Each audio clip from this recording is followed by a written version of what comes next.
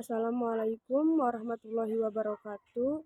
Nama saya Dea Ananda Sutrisno dengan nomor NPM 2022-21500-527 kelas S3A. Dalam kesempatan kali ini, saya ingin menugaskan tugas saya mata kuliah membaca, yaitu dengan materi pembelajaran membaca, pemahaman dalam gamitan pendidikan karakter.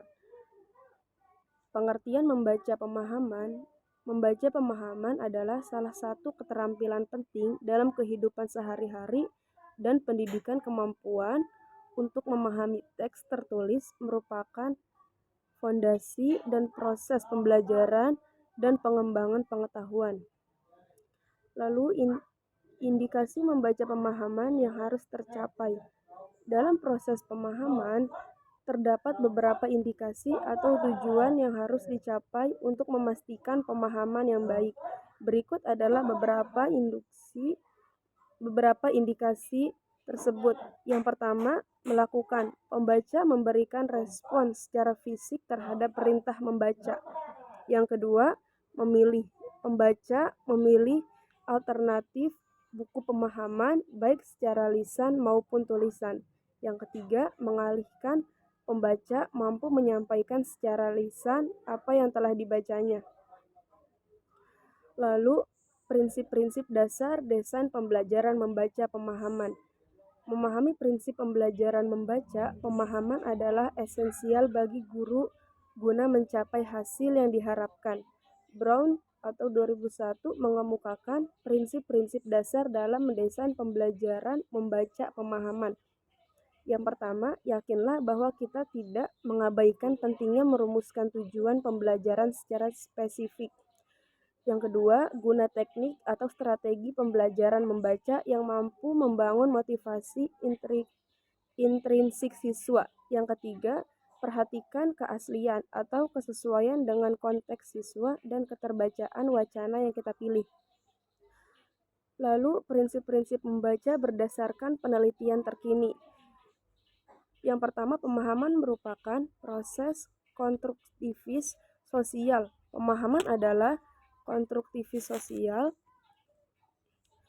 Kaum konstruktivis seperti Andersen atau Rahim 2022 meyakini bahwa siswa membangun pengetahuan dengan menghubungkannya dengan pengetahuan yang telah mereka ketahui. Dalam konteks membaca, berarti bahwa pembelajaran berdasarkan skema di mana informasi baru diintegrasikan dengan pengetahuan yang sudah dipelajari.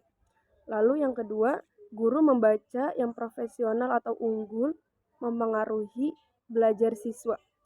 Guru yang profesional mempengaruhi pembelajaran siswa dengan pemahaman yang mendalam tentang kemahirannya, termasuk membaca dan menulis. Mereka menyadari kebutuhan unik setiap siswa dan berperan dalam menciptakan pengalaman pembelajaran yang relevan. Guru ini menggunakan berbagai metode sumber dan pendekatan yang disesuaikan dengan kebutuhan individu, minat, dan gaya belajar siswa.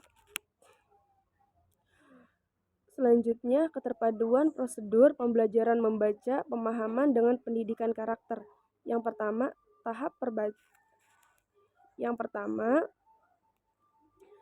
prabaca adalah langkah persiapan sebelum membaca, termasuk merumuskan ide umum, memahami visualisasi, dan membuat prediksi isi bacaan. Yang kedua, tahap pasca baca adalah tahap akhir yang menguji pemahaman melalui aktivitas seperti menulis rangkuman, membuat versi lain bacaan, dan menceritakan isi bacaan lisan. Selanjutnya, nilai dan deskripsi.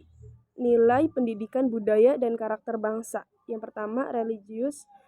Sikap yang patut ditunjukkan dalam melaksanakan ajaran agama, termasuk toleransi terhadap praktek agama lain, dan hidup harmonis dengan pemeluk agama yang berbeda. Yang kedua, jujur. Perilaku yang bertujuan untuk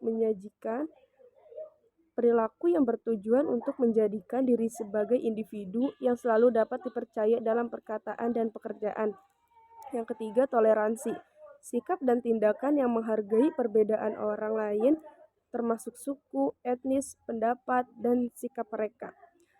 Lalu, pilar pendidikan karakter dalam pembelajaran pemahaman membaca.